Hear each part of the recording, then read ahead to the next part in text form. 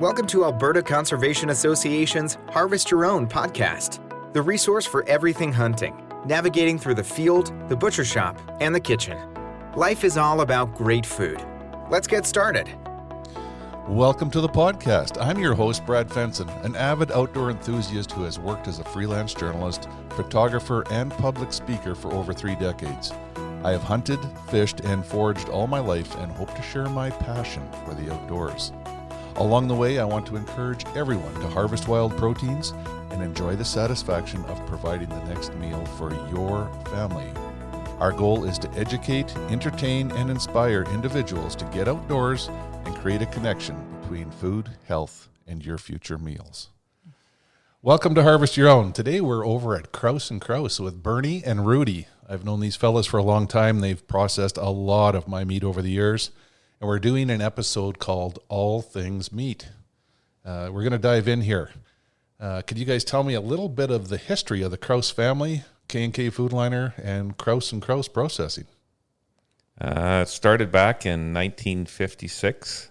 My uncle came over from Germany and started the business. Dad said, start something, and they started it. And I think Dad came 1 or 2 years later, and they started on the north side in Lauderdale.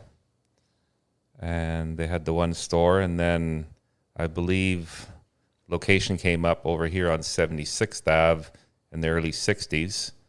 And they bought that and then ran both stores, I believe, for a few years, and then built the strip mall that we're sitting in right now. Right. A few years later.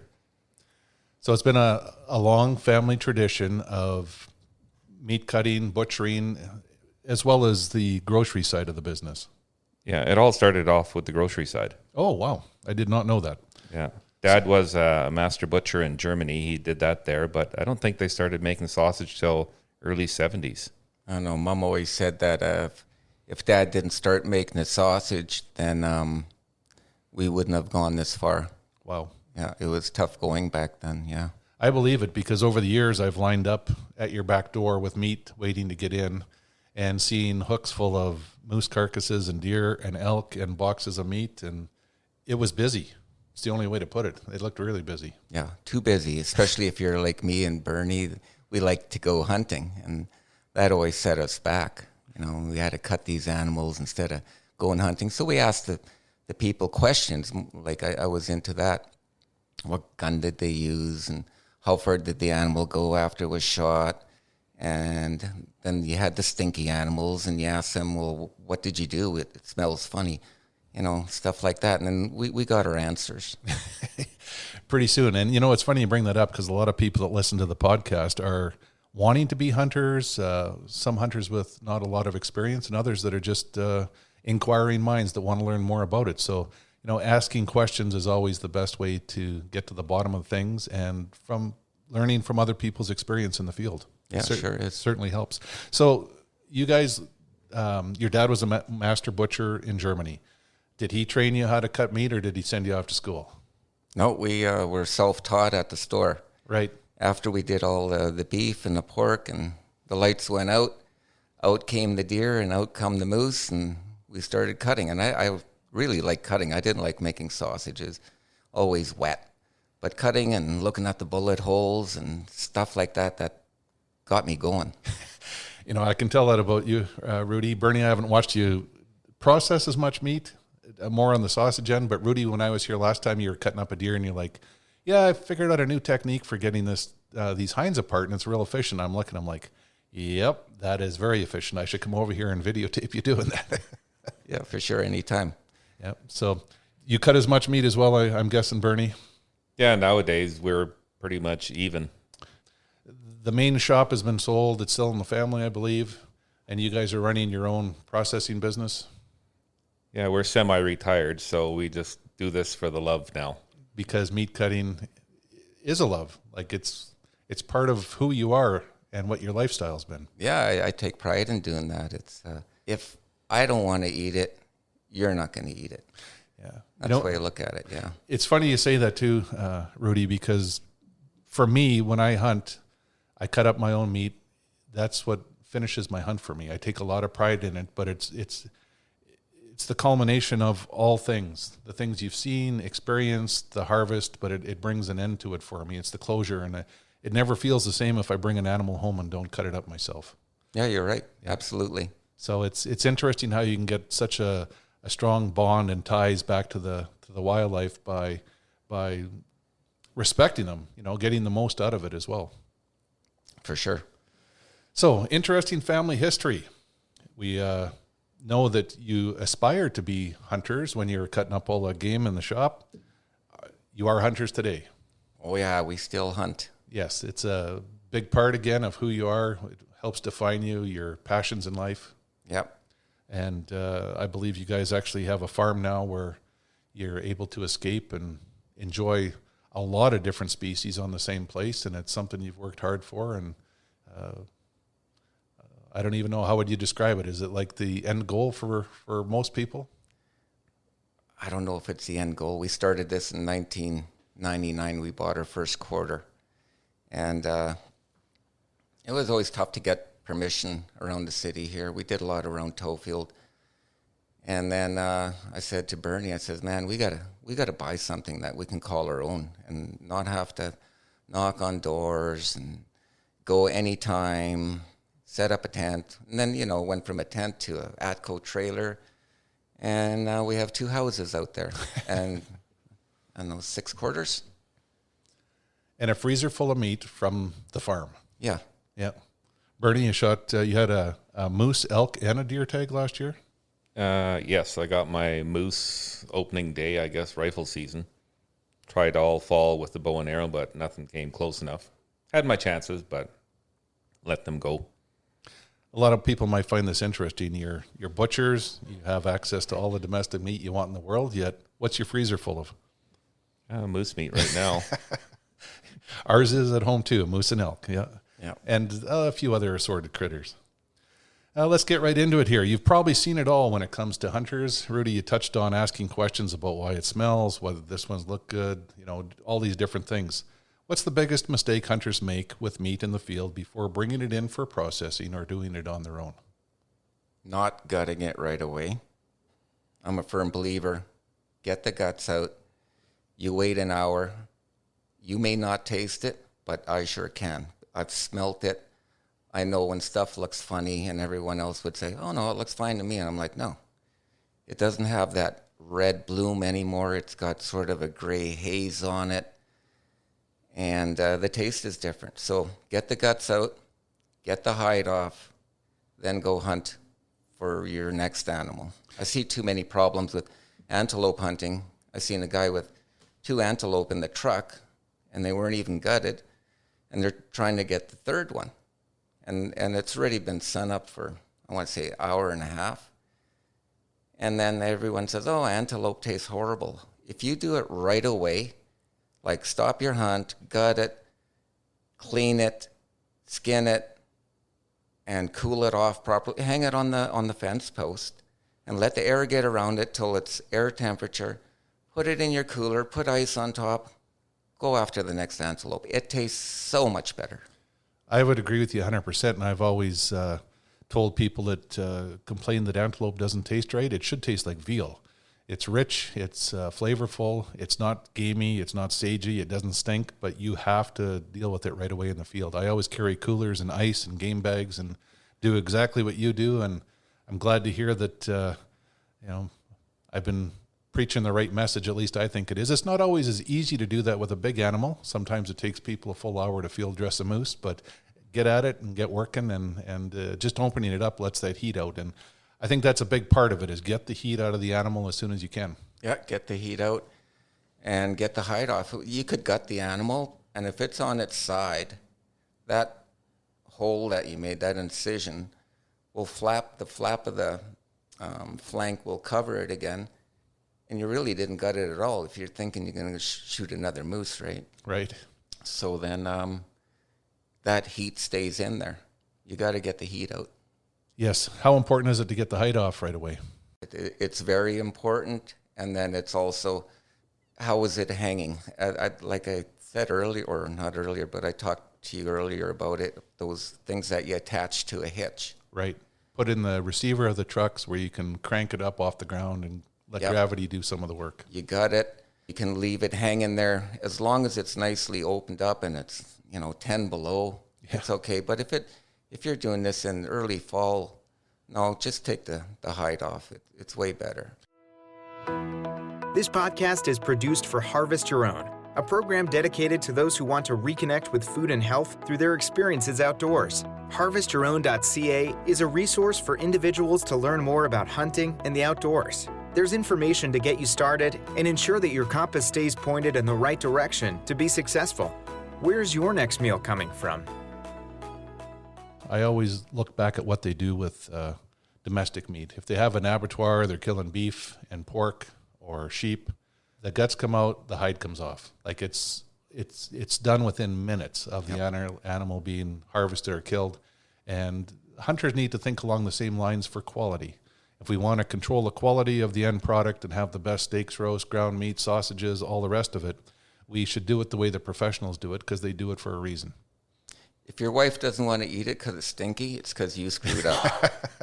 Well, sometimes maybe the wife harvested and the husband won't eat it nowadays. But any tips for dealing with the animals in the field? You had mentioned the receiver where you can get it up off the ground. I know I use come along in the trees, and we've taken quads and pulled moose and elk up into trees as well to get them off the ground. And sometimes you have to tie the quad off to a tree behind you in order to handle the weight, but it will pull them up.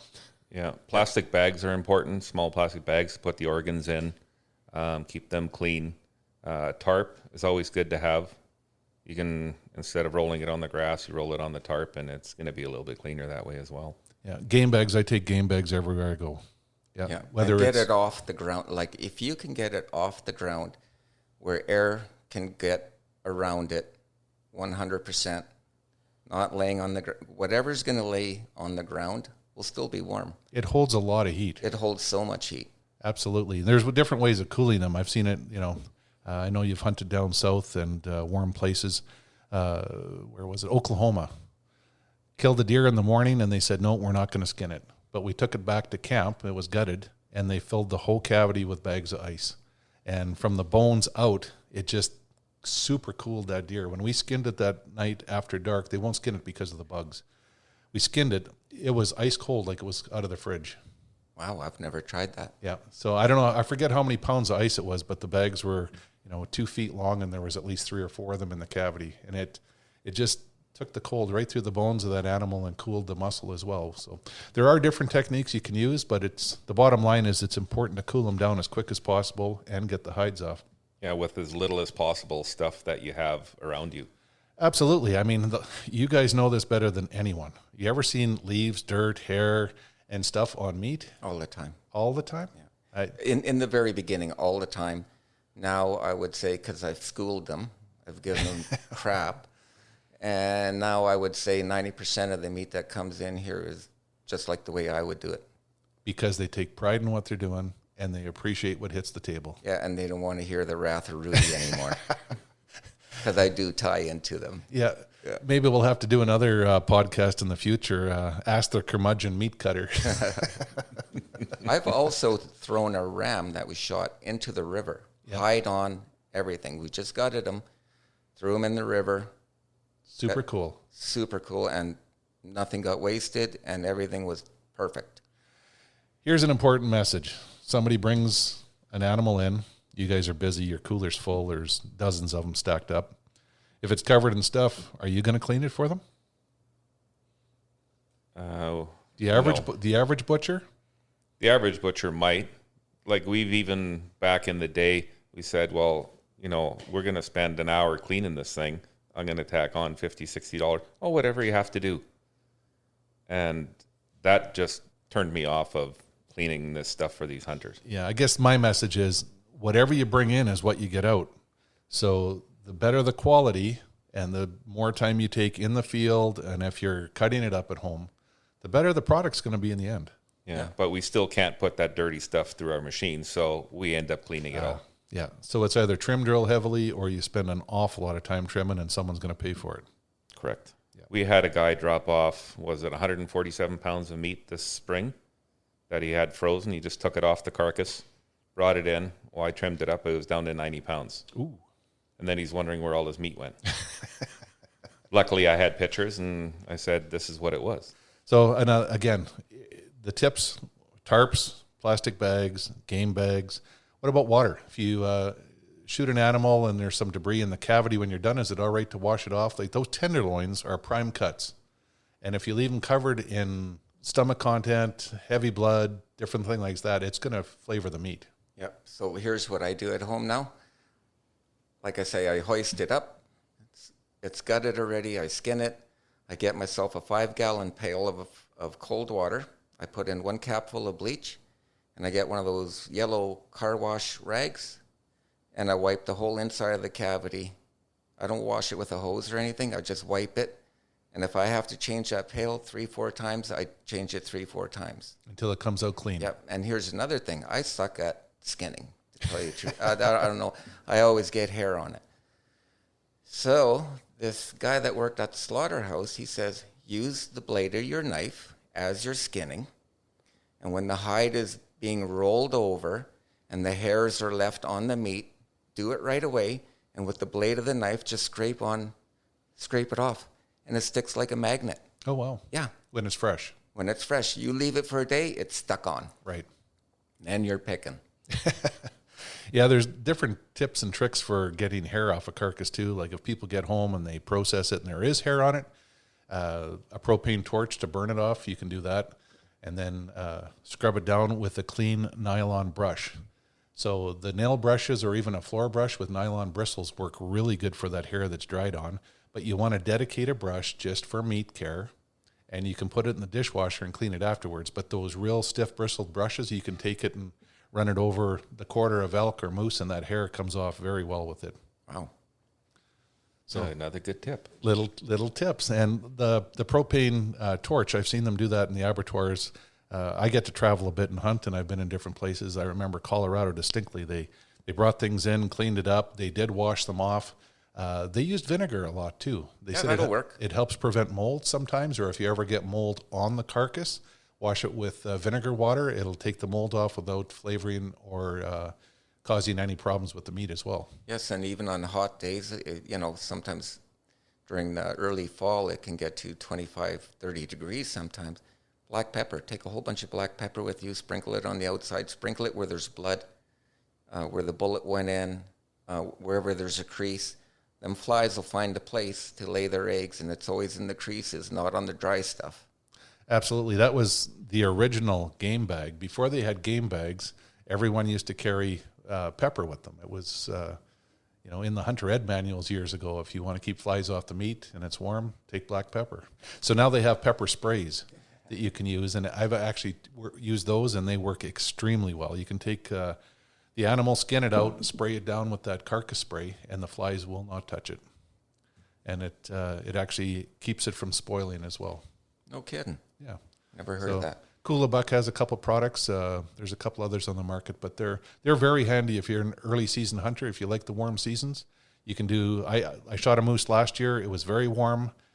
Broke it all down myself. Sprayed it all with that can. I never had one fly on it. You have to tell me what that one was. Yeah, I'll look it up for you. It's the carcass spray by Coolabuck. Okay. I would ask you what the worst things you ever seen, but I want to try to keep the show positive. Probably the best is something that comes in clean. And nowadays, take a step back here. It wasn't a generation ago. A lot of people brought a whole carcass in, sometimes an animal that wouldn't even be gutted. Yeah, we never took those. Never? Never. Okay. They had to be gutted, and the skin had to be off. I still have seen that in a couple butcher shops, even in Alberta, where someone shows up and they've got a whole animal and they put it on the hook and field dress it, and there's a fee for everything. But I would hope that most hunters nowadays are going to take it home and do the initial processing themselves, at least break it down. And, if you want, if you don't know the cuts, bring in the quarters. It reduces the weight as well. Or if you're having sausage or something made, you're better off to break it down into grindable size pieces. Is that the best way to put it? Yep. So save yourself some money, be your own quality control, and get more integrated with how to process your game. You'll have fun doing it. And the best way to learn is to pick up a knife and start breaking it down. Yeah, a sharp knife. You'll cut yourself with a dull one. Yeah, that's a really good point. How, but yeah. I've always got an electric sharpener in my shop and a pull one and a steel as well close by. So if for some reason someone working with you gets the blade really dull, we can touch it up real quick and get them right back in business. This podcast was made possible by Alberta Conservation Association and the Harvest Your Own community. If you're interested in harvesting your own food, there's a comprehensive collection of information. To gain insight and knowledge, head to the field, harvest your own protein, prepare it, and taste the results. HarvestYourOwn.ca is a library of information from getting started and geared up to processing, butchering, and cooking wild game to make the connection between health and food. What kind of knives do we need to cut up game? Is it different for skinning versus boning out? I use one knife to do everything. Cutting, skinning, and it's the old 6-inch boner from Victorinox. Yeah, the 6-inch has got a bit of a curved back blade. Yep. So it'd work well for everything. And a boning knife is important because it adds some flexibility and allows you to work close to the bone without cutting directly into it and dulling the blade. Yep.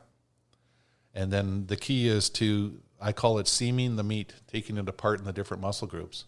And that new technique that you had here the other day, you started on the outside of the quarter and started taking off specific cuts or muscle groups off that hind. Yeah, sometimes you got to work smarter and not harder. There's only two of us now, so I got to make it easy for Bernie. No comment, Bernie? No. You don't want to encourage him any further. No, I do not. How important is it to age meat? Like, do you always have to hang meat and age it, or does it make a difference? Burn your moose. What'd you do with that? Well, I wet aged mine. I vacuum packed the entire loins total in a vacuum, and then I let them sit for 5 weeks before I cut them up. Wow. But they have to be vacuum packed, and the bag has to be sealed. Yeah. We ate his steaks 2 days after he killed it. Man, it was like eating your shoe. Initially. Yeah. Initially. Fresh, yeah. Yeah, fresh. Like 2 days after he killed it, we invited a bunch of people over. We're going to have loins. And man, was it tough. Yeah. So, it's interesting. It's an interesting conversation. I find that early season moose tend to be a bit more tender when they're on green feed. Late season moose, it's easier to get a tag, but when they're on dry feed, no green in their diet, there's no available water, and they're only getting snow or moisture in other ways, the meat does seem a little bit tougher. I don't know if that is scientifically proven or not. It's one of my theories. Yeah. But to me, it's very important to age a late season animal in Alberta because of that low moisture content. And there's no fat on them. There's more fat on the moose very early on. And come November, it's like their skin and bones. Right. They're just muscle. Yeah. And when you dry age, like the moose or a deer, well, there's no fat on the animal. So you're just creating another skin of good usable meat that you have to get off. Yeah, that crust, you can end up cutting off an awful lot of that dry crust if you dry age them. Bernie, I'm quite intrigued with your wet aging. Maybe you could tell us what that is exactly.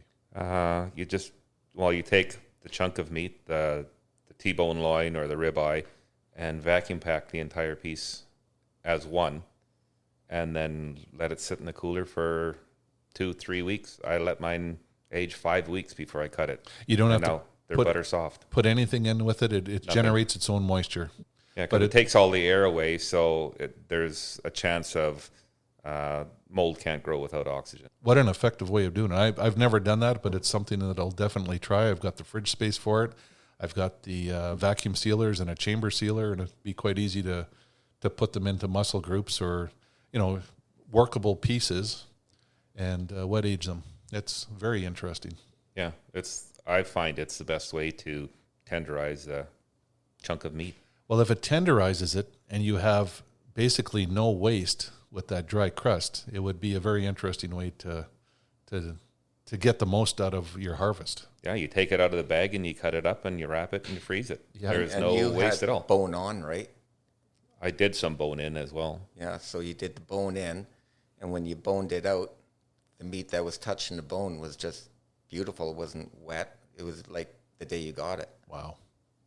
Yep, now you have my attention. We could do a whole show on wet aging wild game. It's Something I learned today, which is awesome. Yeah, and we did it with a bunch of elk from Rudy's son-in-law. We wet aged all their steaks because they were tough.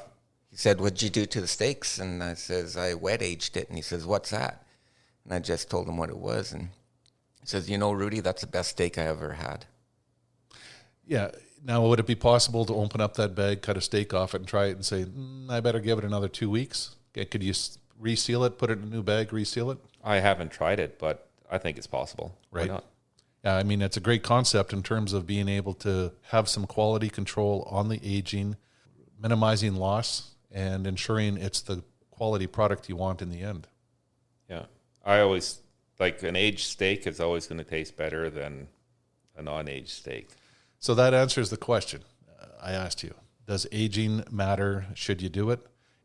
Obviously, it does make a difference. You talked about your specific moose 2 days after harvest, 5 weeks after you harvested, other people's experience. I think that aging does make a difference. I've always dry aged, but we'll definitely be looking at wet aging in the future. But does it stand for all critters? Like an antelope is small and they seem to be tender right out of the gate. Same with a whitetail. You shoot a whitetail doe. Do you have to age it? I do. 3 days, plenty, done. Okay, so it's a big difference between 3 days and 5 weeks. Yeah, 3 days done. And if you dry age it for 3 days and then vacuum pack it and then leave it in your fridge for another 5, it's not going to hurt anything. So the aging continues. That enzyme action, which actually breaks down the fibers of meat that tenderize it, continues to work in the fridge afterwards. It does, yes. So my theory on harvesting smaller game like deer and antelope and aging them is I like to hang them enough for them to dry so that the muscle firms up. If you try to cut anything when it's real fresh, it's quite, is sloppy the right word? It's hard to control. Yeah, so it's sloppy. By aging it, you draw some of that moisture out, the muscles firm up, it just makes it a whole lot easier to handle. Age it with, age a clean animal. And if it's got blood on it inside the cavity or anywhere, it just starts to spoil a lot quicker. Well, that goes back to your bucket of water, and you can either use vinegar or a small amount of bleach, wash it until it's completely clean. Yep, the beginning of your process is what's going to make the end product what you want it to be and taste like. You know, it's interesting because some people say never put water on meat. It'll increase the bacterial process and make it spoil faster. But I think when an animal is still warm or freshly harvested or within that day, you still have plenty of time to wash it where it's going to dry and the water isn't going to have any negative impact. Yeah, they wash the beef at the slaughterhouse too. They hose them down. And they do that immediately after it's killed, right? So again, when I'm in the field, I always recommend to people that they carry an extra jug of water just for washing the carcass. At least get the initial stuff done. You might not have enough water available to have that water coming clear and clean off the carcass right then and there. But if you get that initial stuff off, you can clean it to a final stage later where you have water and it's a lot easier to do. Yes, just stay away from the gut shot. The gut shot. So we had this guy gut shot a deer, had leaves all over it and twigs. And I said, I can't take this. You got to clean it up better. Well, he comes back half an hour later. I'm like, holy smokes, that was fast. He went to the car wash. So he goes to the car wash and he spreads all this gut bacteria all over the animal. And I says, you know what? I can't take this in here. I can't hang it next to this guy's meat who brought it in so nice. Yep. Interesting. You got to look at it from the butcher's point of view. Yeah. I don't want my meat hanging next to a pile of trees and guts. Right. I guess a lot of people don't realize, but mold and mildew is always airborne. So bacteria and problems that can arise from meat can be from using a cooler that's not clean or tools that aren't even cleaned. You know, you can easily contaminate things by not keeping a sterile environment. Bleach is your best friend at the end of the day. So that's how you clean up at the end of every day is bleach everything down with bleach and water? Yep. Bleach, water, soap at the end, and then, what do you call it, disinfectant. Yep. So that's basically what is recommended now for CWD as well. If you have a deer harvested in a CWD zone where it needs to be tested or you have any concern at all, cut it up, put it in the freezer, but make sure you clean all of your equipment with a mild bleach solution. and dry it properly before using it again, or before storing it. So it's just a good practice to get in for a lot of reasons. Clean is clean. What cuts should hunters save and not put into grind? You guys have cut beef and pork your whole life too, so you know what a New York strip is or a ribeye. How many times have you had somebody show up and say, make the whole moose into sausage and jerky? Every year. Every year. That just makes me cringe. They don't want the steaks. They don't want, I don't think they even take the tenderloin. No, my wife won't eat moose, they say. She'll only eat sausage or jerky. Wow. So if you want to go hunting again next year, make the wife happy. So what cuts should people set aside as your primary cuts to keep for steaks and roasts? Tenderloin, sirloin, T-bone, and the ribs. Right. So the whole loin, or the backstrap, is what a lot of hunters call it. The inner loin or tenderloin. And I call it the dish in the hip. Your top sirloin, that's one of my absolute favorite grilling steaks. Yeah. Those are by far the best. It's got the right density, yet tender, and probably some of the better flavor of all the different meat cuts off an animal. Funny how that is, huh? The flavor. Yeah. It changes by 1 inch on that animal. I don't think people understand that, and that's why I bring up the question is, what cuts should people really concentrate on saving if they want premium steaks and roasts? Yeah. So if you don't keep your top sirloins, or if you accidentally cut them off because when you're quartering an animal, you don't know that that's in that hip, make sure you take it right to the bone. That's your top sirloin that runs right down to the top of the knee and meets the sirloin tip. That's like a little saddle. Right. And you scoop it out. Yep. Easy to cut, but a great cut to keep. Got another one here. What are your favorite processed meats, or what are the favorite processed meats for hunters? What do they normally have made? Garlic sausage, pepperoni, and jerky are probably the top 3. Yeah, I think historically you guys were well known for your garlic sausage. That's how I initially met you. I tried someone's sausage and I'm like, whoa, where do you get that done? And last year you made a batch out of geese for me for the waterfall warm-up, and we served it to 150 people out there. And some of them called me and said they brought their meat in last fall and had goose sausage made, and they think it's better than made out of deer. Yeah, I think last year was probably the first year where we've done more goose sausage than goose jerky. Oh, wow.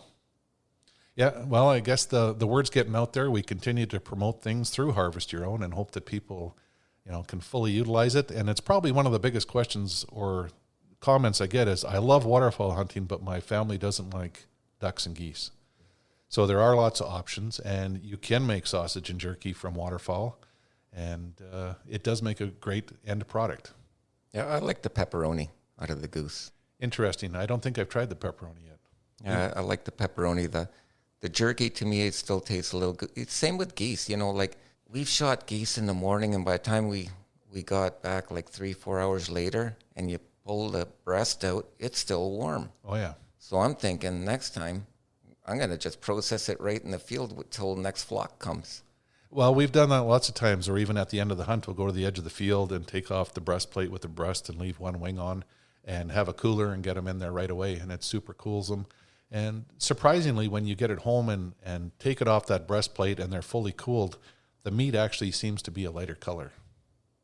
Yep. I don't know if the heat generated does anything with it, or maybe it holds the blood longer, but it does make a difference in terms of how that goose meat looks at the end of the day. It smells so much more goosey if it's left on too long. The longer you have a whole carcass bird, I think the more chance of it smelling more goosey. Yeah. I like that as a technical term. People are going to be saying, hey, is that real goosey?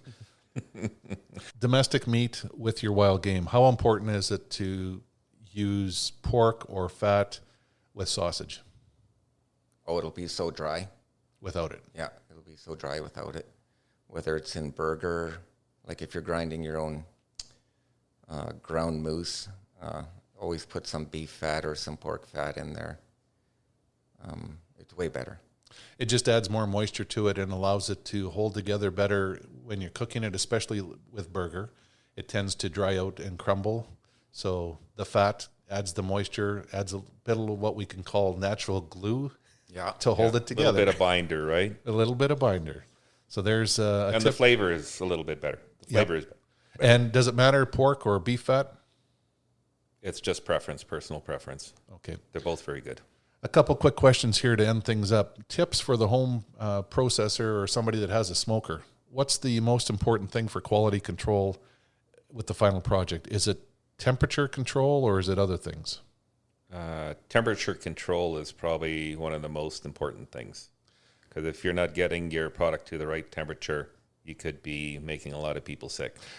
Okay, so the health end of it is very important, but if you use too much heat, you break down those fats, and it also changes the texture and quality of a product. Yeah, you'll have a dry product, and no one will like it. So temperature, to me, has always been one of the biggest things to control. So if you're doing things at home, making your own sausage, make sure you use thermometers and heat gauges and stay within the tolerances. Learn what you're supposed to be at for safety and what you need for quality control as well. Yeah, and there's a lot of products out there nowadays with thermometers, whatever. They have 2 probes. So if you have a taller smoker at home, you can probe a chunk of meat at the bottom and one at the top, and you can gauge your time that way a lot better. Absolutely. The tools available to us today make it very simple, and there's really no reason why we can't have temperature and quality control right to the single degree. Correct. And also, I'd like to say that if you finish it in the smoker, and I don't know if it happens to you, but is the outside dry? And when you bite it with your teeth, it's like, man, this is a little crusty. Right. The casings aren't as tender as they should be. So here's what you're going to do next time, Brad. You're going to smoke it to about 60 degrees Celsius, and you're going to get a big pot of water going. I mean, a big pot. And you're going to bring that water temperature to about 75 degrees Celsius. At 60 degrees, put it into the water, heat your sausage up to 72, and drain the water, add a little cold water, and your casing will have a natural bite. It'll bite clean. It'll bite clean. It won't have that your teeth meet and then it snaps. Right. And you can actually control the temperature better throughout the entire sausage. Yeah. Yeah. Great tips. Any other things that you'd like to pass along to hunters about quality control, home processing, making sausage, or enjoying wild game to its fullest, or getting family members to enjoy it more? Well, you've gone as far as buying a license, writing the test, getting a gun. You've done most of it. Now, when you shoot your animal, take care of it. It'll taste so much better, and you'll enjoy it way more, and your family will enjoy it, your kids will enjoy it.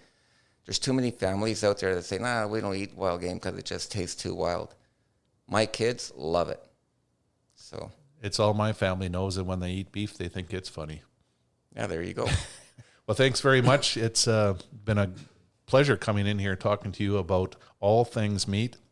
It's always one of my favorite places to come just because of the smell. The smokehouse must run here several times a week. It does. And I think it's in the walls and the fiber of the place itself. So it makes it a very enjoyable place to come visit, and just the aromas make you want to come back. Yeah, and when you leave, your wife's going to say, were you at the store? She actually told me to come home with some more sausage and sandwich meats. Rudy and Bernie, I'd like to thank you very much for your insight, your history lesson, your tips, quality control, all the rest of it. I know you're both avid hunters. Rudy, you've taken things sort of the next step. You've got into tracking dogs, and maybe we can talk about that someday. And tracking dogs, their use, how efficient they are, and all the rest of it. They're not legal in Alberta at this point in time, but it doesn't mean people can't have the dogs and train them and enjoy them. Yeah, I'd love to do that with you. Yep. Great. And Bernie, it's always a pleasure. I think I deal with you more. Are you in the shop more?